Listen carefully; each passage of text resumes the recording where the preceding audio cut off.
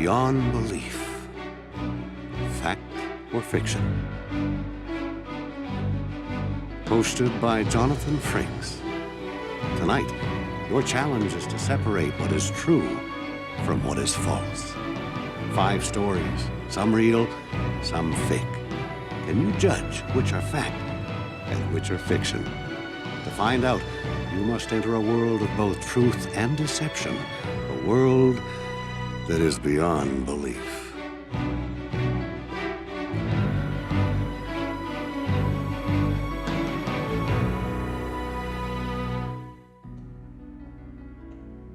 Can you really trust your own judgment? For example, observe these 2 red lines. Which one seems longer to you? Most people would say this one. Here's the truth. They're both exactly the same size. Remember this when you determine whether our stories are true or false. As always, some of our stories will be true, and as for the others, we may just be handing you a line. Is there anything more precious than the gift of sight? Once robbed of it, even temporarily, you never take it for granted again. Sonia Shepard has been given sight for the 2nd time, and she's counting on making the most of it. What she hasn't counted on is this. There are some things in life that it's best to look away from.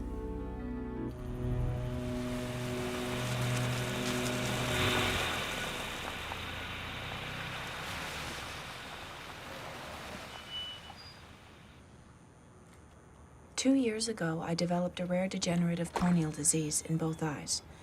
I was rapidly going blind, but my sight was saved by a miracle of modern science, a corneal transplant. After 2 months, both eyes had completely healed and my sight was restored. I decided to take a weekend trip into the country and see all the things that I might have lost forever.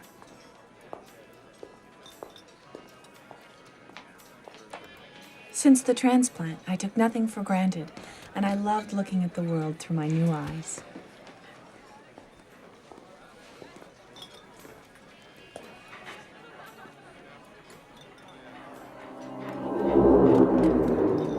I'd never been to this area before, but there was a man over at the bar who looked so familiar to me. I thought I must know him, yet I couldn't place him at all. I tried to stop looking at him, but I couldn't. Everything okay, sweetie? Yeah, everything's great. This is best meatloaf I've ever had. Really? Nobody's ever told me that before. Enjoy. Thanks.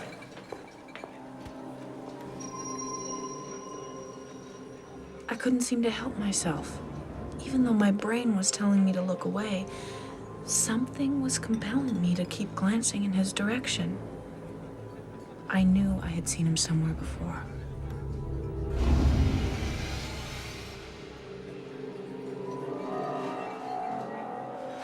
It was obvious that he was not the type to make eye contact with.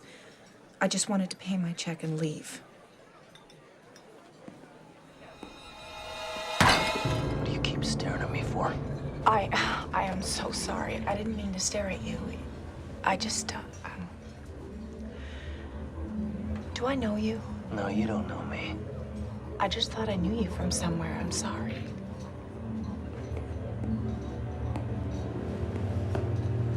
You just better stop staring at me. I don't like being stared at. You got that? I said I'm sorry.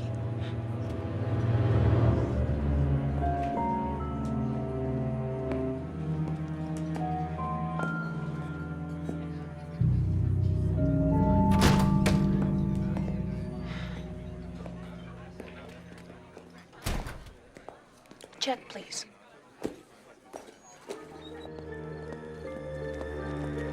The incident at the bar was so disturbing to me that I decided to get my things, check out of the motel, and move on. I just couldn't understand why that creep looked so familiar to me. Why were you staring at me? Following me? Are you a cop? No! Somebody hire you to tail me? No, I swear, please, just take whatever you want.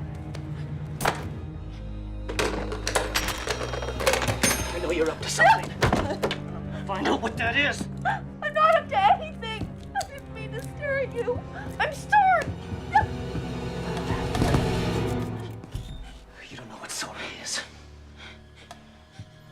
Please don't hurt me. Shut up! Or I kill you. I won't scream. That's good.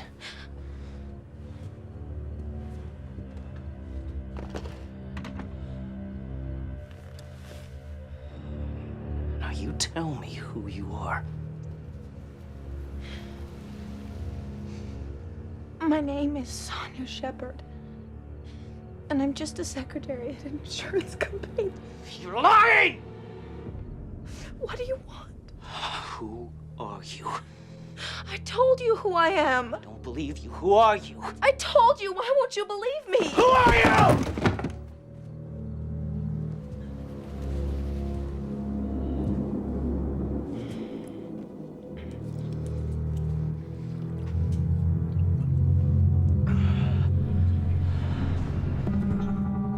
You want a cocktail? Suit yourself.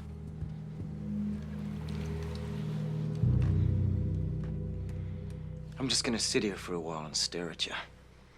Like you stared at me. See how you like it.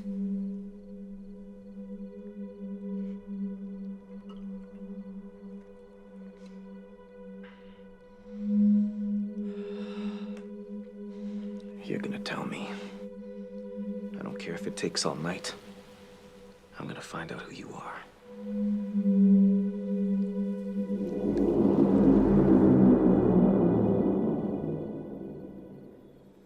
I was certain I was going to die that night. But then he drank until he emptied the bottle. He told me he'd been up for 2 days, and it finally took its toll.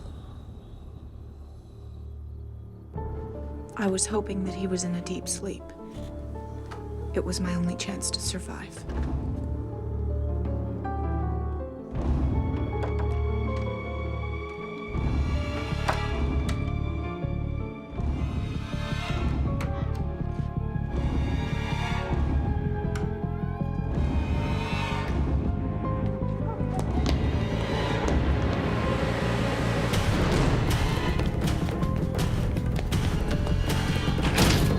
Call the police.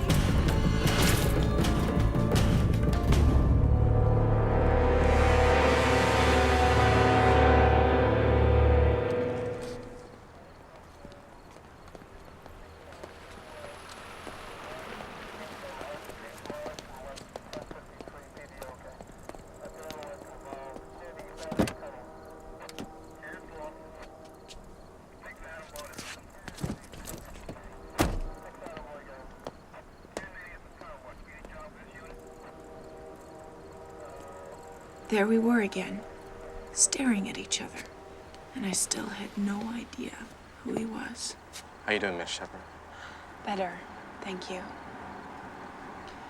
Did you find out who he is? His name's Wes Hubbard. You're very lucky. He's wanted in Ohio for murder. A young woman. She was a nurse. Nurse from Ohio. Her name was Phyllis Higgins. She was about your age. Phyllis Higgins. Did you know her, ma'am? Phyllis Higgins was the woman that I got my new corneas from.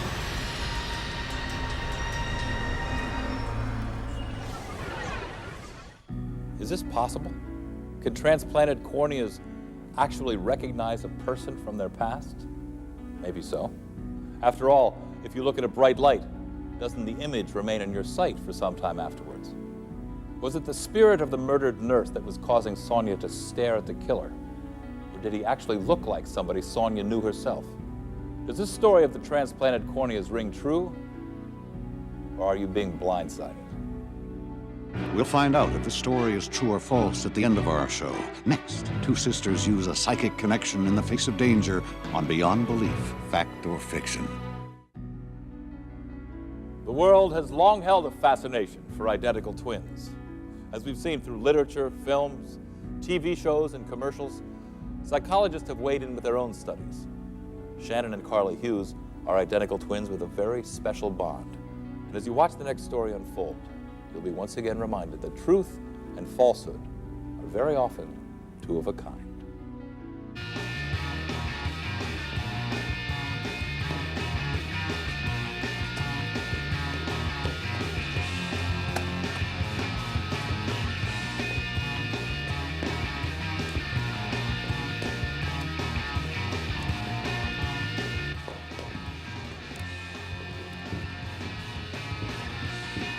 When my mother and father had just left on a long-planned and well-deserved vacation to Hawaii, I was drafted to keep an eye on things at home.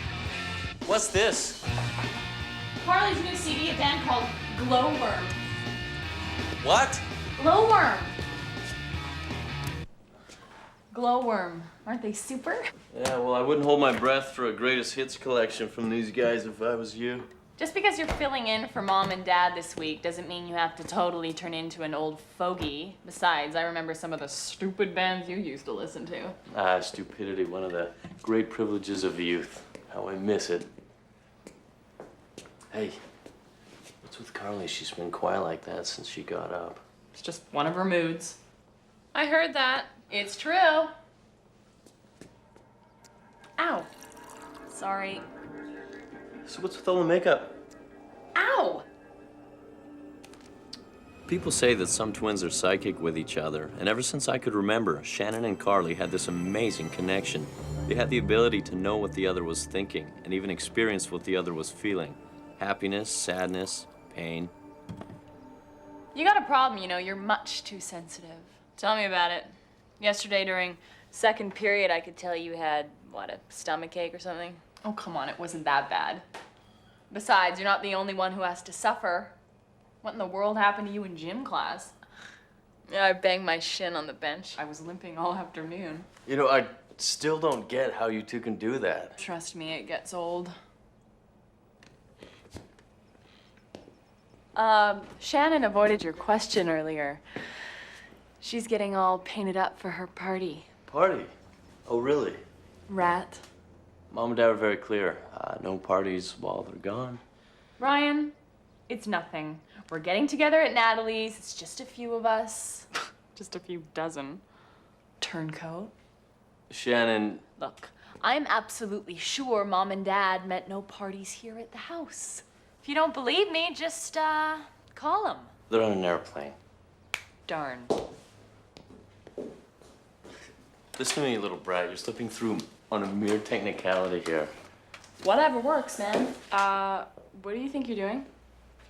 What? You said I could take the CD with me. Come on, I'll be careful. Being careful isn't exactly one of your strong points.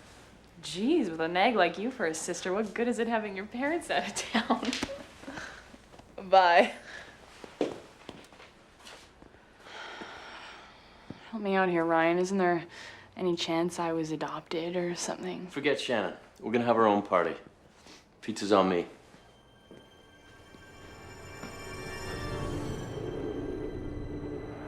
Scott takes a quick look and gets the ball back to Walter's store. Let the feast begin.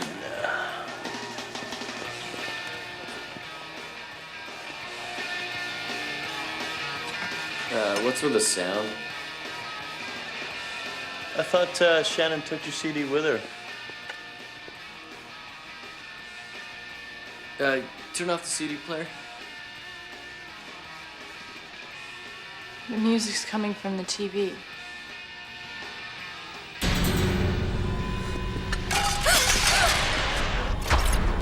Carly, you okay?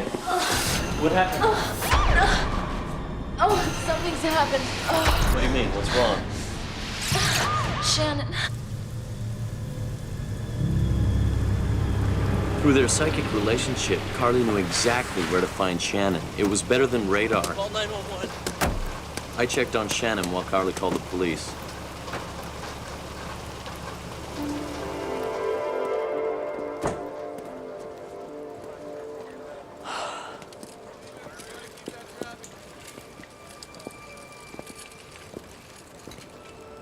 A deer jumped into the road. I know. When I heard the music, I just connected immediately to you. It was weird because I heard the music too over the TV. What music? The CD you borrowed from Carly. Stupid me. I forgot the dumb thing and left it at home.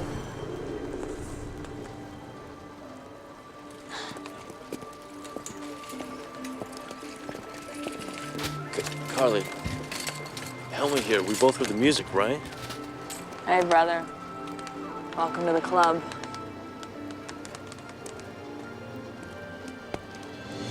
Once again, my sisters showed a special and amazing bond with one another. This time it saved a life. Like so many times before, one sister clearly felt the other's pain. But for the first and only time in our lives, I was privileged to experience the unique, long-distance connection they shared. All thanks to a song that we couldn't possibly have heard. What was at work here? It was the music that first alerted Carly to the fact that her sister was in trouble. But how do you account for that music playing on the TV during a basketball game? Was it a crossed signal? Then again, we learned that Shannon never took the CD with her in the first place. In analyzing this mysterious story of the identical twins, are you able to focus on the truth, or do we have you seeing double? We'll find out if this story is true or false at the end of our show. Next, a delivery man makes a fateful wrong turn on Beyond Belief, Fact or Fiction. Have you ever stopped to consider how dependent we are on the simple street sign? It's safe to say we would be lost without them. Archie Morton's the kind of fellow who memorizes the streets and their numerical listings. A city kid born and bred, he's a modern-day Magellan, charting his destination not by the stars, but by the signposts. However, Archie's about to learn an important lesson. There are no markings for the unknown.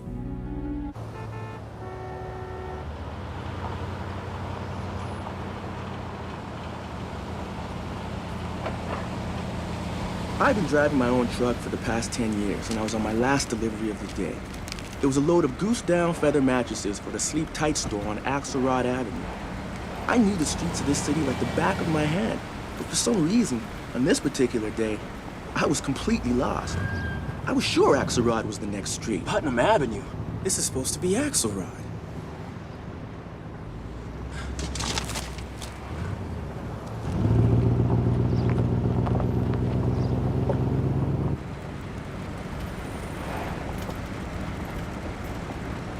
Where's Axelrod? Oh!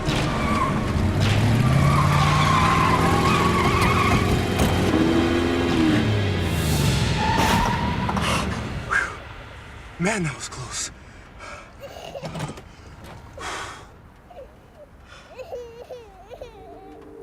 Was I crying?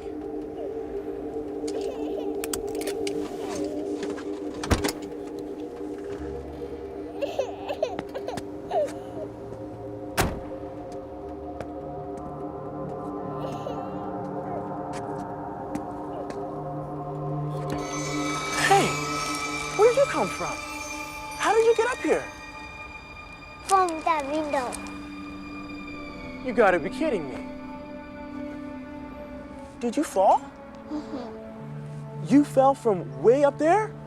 Mm-hmm. Well, are you okay? Are you hurt? Well, that's good. You're one lucky little boy, you know that? That's quite the fall. What's your name, son? His name's Clayton. Clayton Pitts. Who are you? I'm Jimmy. I'm the super of this building. Clayton, how'd you get up there? I fell.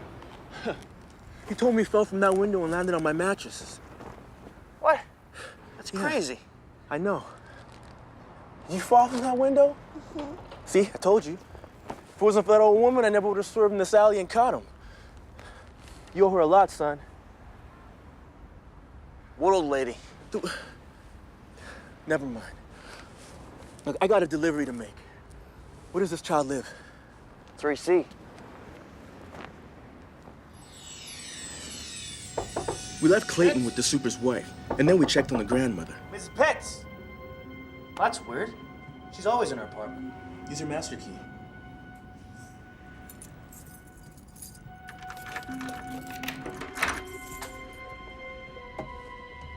Mrs. Pitts? Mrs. Pitts? Mrs. Pitts?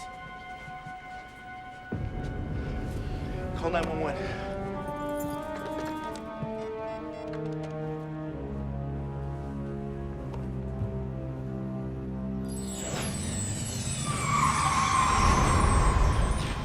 No, it can't be. Where's Clayton? Where's my grandson? He's fine, Mrs. Pitts. He's with my wife. I called 911. Oh, no. I don't need 911. I just had one of my spells. My blood pressure pills are on the kitchen table. Jimmy, go get them for me, please. Yes, ma'am. Clayton, I'm so glad he's all right. Excuse me, ma'am, but weren't you just downstairs a little while ago waving at my truck? What? The last thing I remember is Clayton going towards that open window. I tried to stop him, but I got dizzy and I passed out. He landed on my truck. What? Now, here's your pills, Mrs. Pitts. Are you sure you weren't downstairs? I really don't know what you're talking about. I don't think I do either.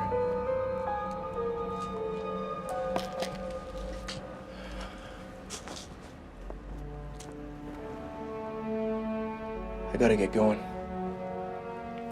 Yeah. Thanks. Who was that? I don't know. Clayton's lucky he was around.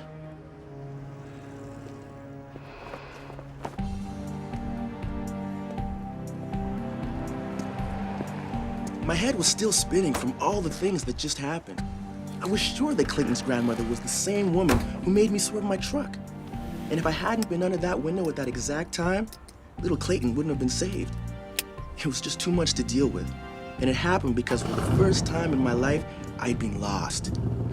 On top of everything, I still had that delivery to make, and I still didn't know how to find Axelrod Avenue.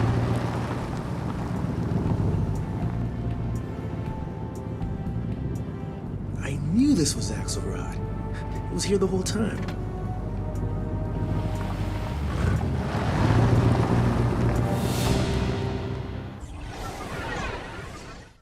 How do you explain what we've just seen? Did Clayton's grandmother subconsciously will herself into the street to save him? Or was the lady in the alley another woman who looked just like her? Were Archie's eyes playing tricks on him that day? After all, he somehow missed the street sign. Is this story of the young boy who survived a fatal plunge really true? Or are we playing you for the fall guy? We'll find out if this story is true or false at the end of our show. Next, a hypnotic spell reveals a dual identity on Beyond Belief, Fact or Fiction. Have you ever been hypnotized? Some people do it to stop smoking, to end their fear of flying. Others for amusement and entertainment. Ted Reed has a different reason.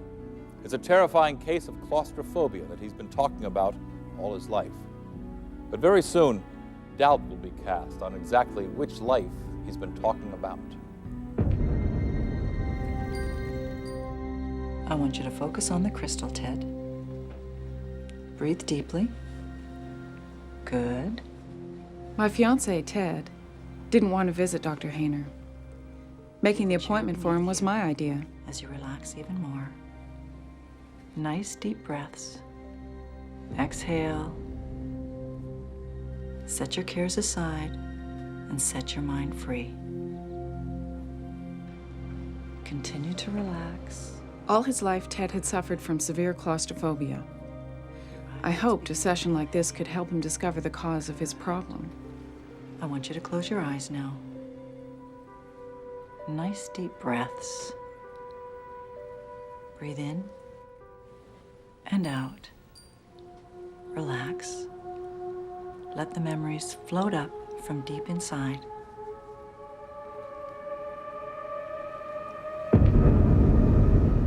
Good. I want you to tell me about the house where you grew up. Describe it for me. It was a farmhouse. 2-story. Slate gray. Far from any neighbors. I thought you said he grew up in the city. I know, this doesn't make sense. He grew up in Seattle. Suburbs. Who am I speaking with? Stuart. My name is Stuart Metcalf. Stuart, Yes? did something bad happen? Yes. Something bad at the farm? No. Later on, when I was older, something very bad. Stuart, where are you? Very, very bad. Tell me what's going on. What's happening to you, Stuart? Stuart? Please, this is too much. All right, Ted, I want you to come awake. On the count of 3, you will wake up fully and be refreshed. 1, 2, 3. You okay? I just need to get some air.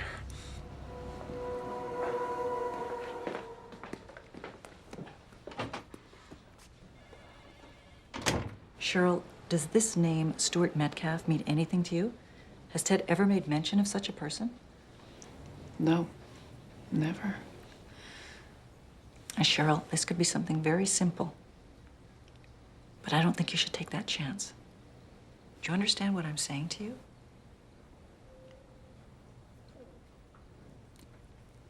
I should go check on him.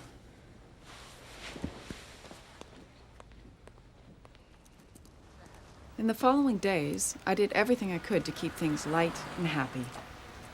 I was sorry I'd taken Ted to see Dr. Hayner. His claustrophobia seemed to have gotten worse. And then another obsession cropped up. As a child, Ted had been a talented artist, and he suddenly took up his old hobby again with a vengeance. He was now drawing compulsively. But since the hypnosis session, there had been no mention of the name Stuart Metcalf. Have we been here before? Not on this street, no?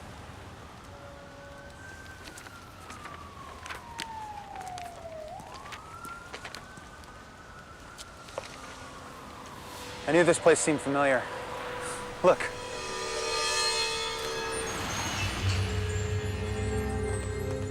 That's the same building. It's exactly what you drew.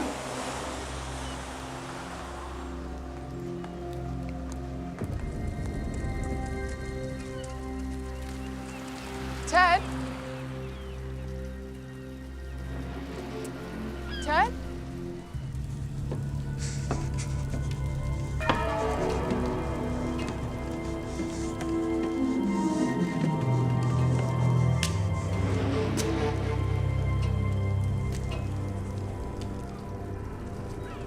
Ted? Down here! Ted, is that you?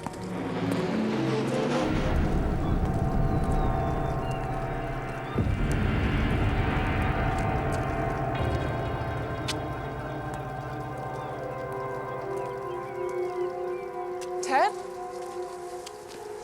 Ted? Ted? Yeah.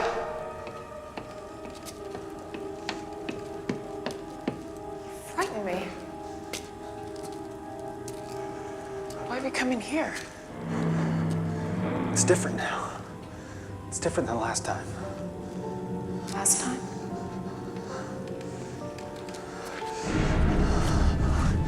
Wait, Ted. Ted, please talk to me. Come on, just tell me what's going on. I wish I knew.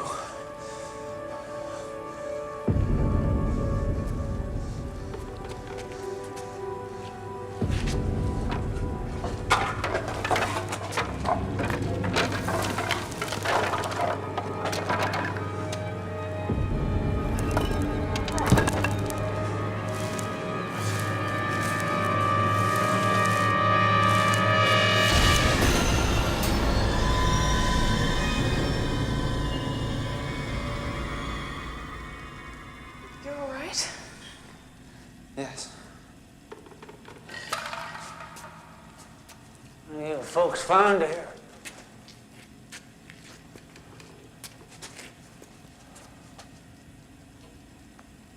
Poor soul. He probably buried alive. What's that on his wrist? Oh. It's an ID bracelet. Stuart Metcalf. Same name you gave Dr. Hayner.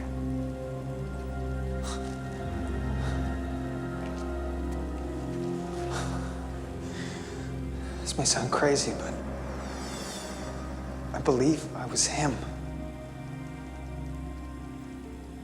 Buried here all these years.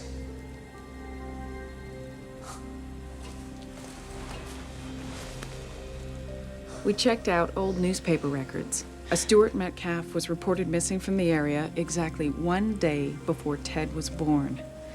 His body had never been found until now. After discovering the body of Stuart Metcalf, Ted's claustrophobia completely disappeared.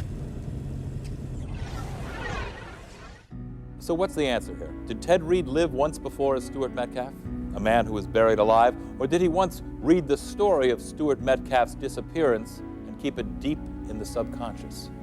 But how do you explain Ted's drawing of the exact location where Stuart Metcalf was buried? We presented you with a tale of claustrophobia and a man buried alive. Are we closing in on the truth, or have we covered it under a mound of lies? We'll find out if this story is true or false at the end of our show. Next, a fortune cookie makes a deadly prediction on Beyond Belief, Fact or Fiction. No matter what you order from a Chinese restaurant, one thing's certain. No one can resist reading the fortune cookie at the end of the meal. Why do we pay attention to these little slips of paper? Most of us don't actually believe in them, yet people have been known to carry around meaningful ones for years. Art and Elaine Seeley have a very favorite Chinese restaurant they've been frequenting since it opened. But this time, the fortune cookie will not just signal the end of the meal, it may well signal the end of a life.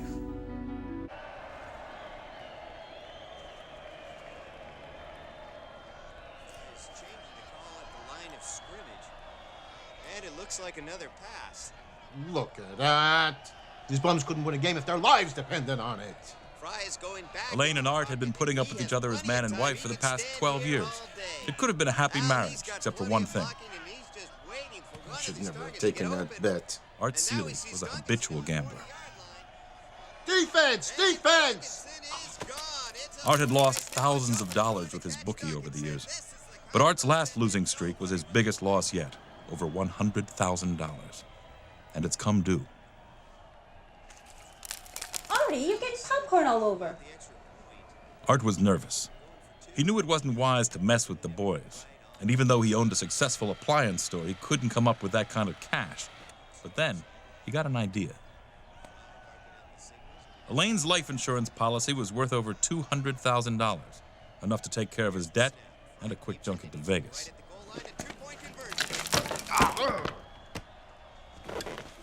You are such a child. Leave me alone, Elaine. I'm having a bad day here. For $10,000, Art hired a hitman to murder his wife. The plan was that he'd take Elaine out to their favorite Chinese restaurant a few blocks away. And on their walk home, I can't watch anymore. She'd be killed. Is there any lasagna left? It's in the fridge.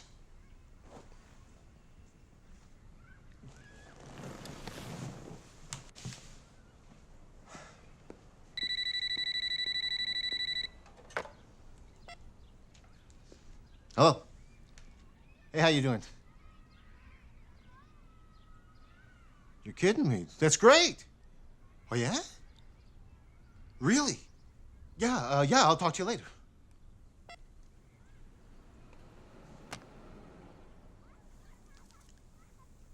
What happened? It was George Bigelow, our realtor. We just got an offer on the store for $600,000.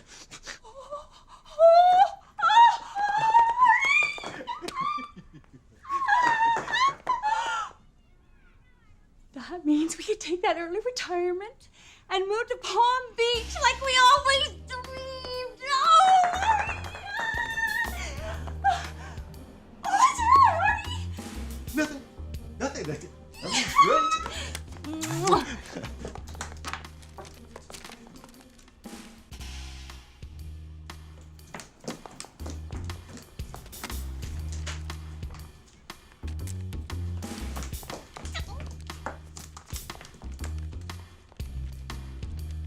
Okay, I'm back. No, I'm sure. I want to cancel the hit on my wife. I had an attack of conscience, okay?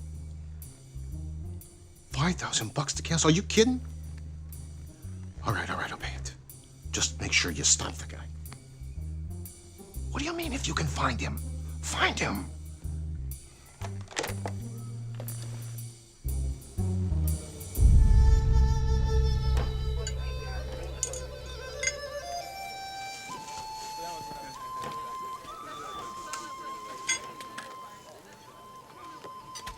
I've said it before, and I'll say it again.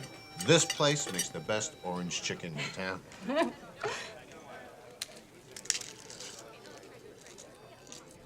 Whoa. I love this fortune. What's it say? A bright future awaits you. That is so true. Palm Beach. I wonder what mine says.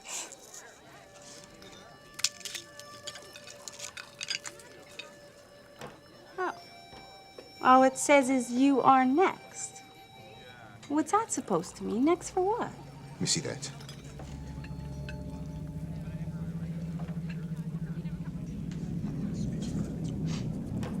Probably just a misprint or something. Yeah. The fortune cookie had shaken Art, and all he could think about was, were they able to cancel the hit, or was Elaine about to be murdered?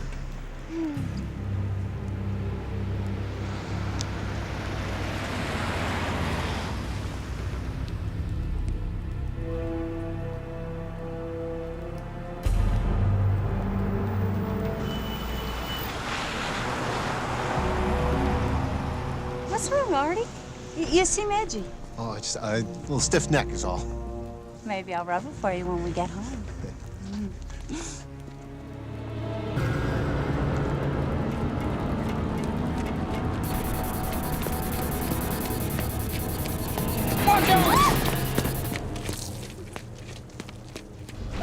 Why'd you do that? I'm sorry. I was a little jumpy, I guess. Why? Everything's great. I don't know what's the matter with me. I'm sorry, baby. It's okay. Oh, I can't wait to get home. Orange chicken's giving me heartburn.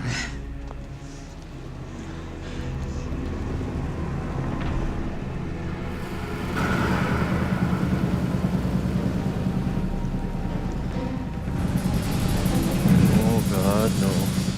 What are you doing? What's going on with you?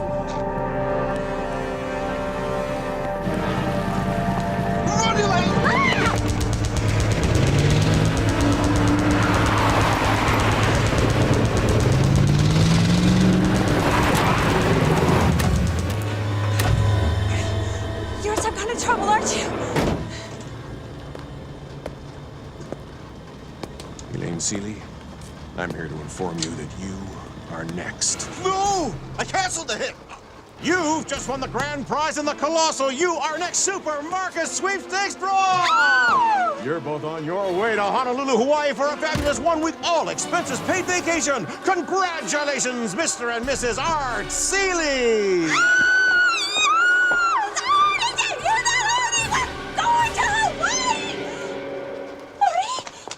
Elaine Seeley's joy was short-lived.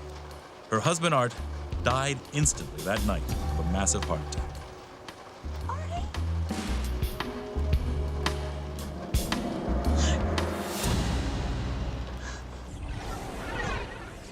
What's the explanation here? Did the fortune cookie actually refer to the hit on Elaine's life, or was it put there as part of the sweepstakes promotion? If so, how could the sweepstakes people know that Elaine and Art would eat at the restaurant that night? And what really caused Art's heart attack? Was it years of couch potato inactivity, or was it his own guilty conscience? In trying to discern whether this tale is true or false, will you be completely baffled, or will you be a smart cookie? Next, you'll find out which of our stories are fact and which are fiction when Beyond Belief returns. Now let's look back at tonight's stories and find out which ones are inspired by actual events and which ones are totally false. How about the story of the transplanted corneas that avenged the murder of the donor? Why were you staring at me? Following me? Are you a cop? No! somebody hire you to tail me? No, I swear, please, just take whatever you want. I know you're up to something. I'm gonna find out what that is. I'm not up to anything. I didn't mean to stare at you. Is this one fake? No. A similar story happened in Florida in the late 80s. The twins that had a paranormal bond strong enough to save their lives. How did you judge that one? The music's coming from the TV.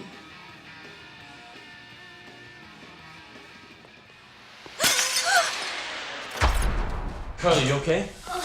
What happened? Oh, something's happened. What do you mean? What's wrong? Shannon. Did you think this was real? You're right.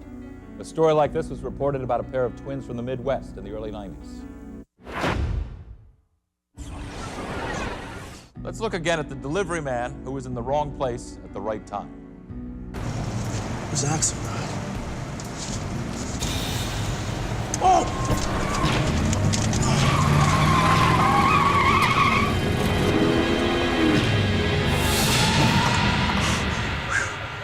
Man, that was close.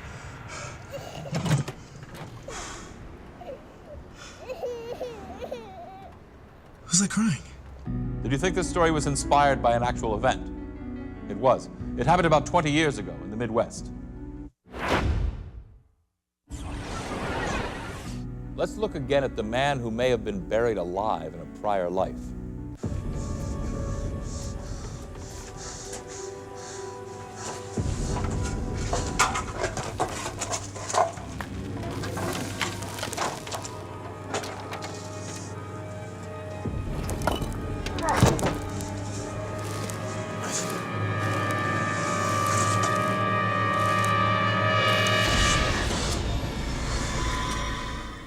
Is this story true?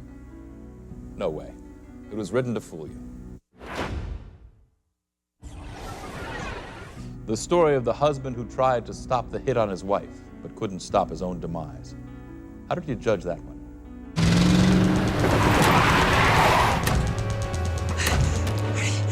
You're in some kind of trouble, aren't you? Elaine Seeley, I'm here to inform you that you are next. No! I canceled the hit! You've just won the grand prize in the Colossal. You are next Super Marcus Sweepstakes draw! Is this story so strange that it must be true? Not this time. It's fiction. Were you able to define the difference between fact and fiction tonight? Or did you find the definition just beyond your grasp? Perhaps the best definition of the difference between fact and fiction can be found in two words: beyond belief. I'm Jonathan Frakes. The stories entitled Second Sight and The Wrong Turn are true, based on first-hand research conducted by author Robert Trailens. For Beyond Belief, this is Campbell Lane.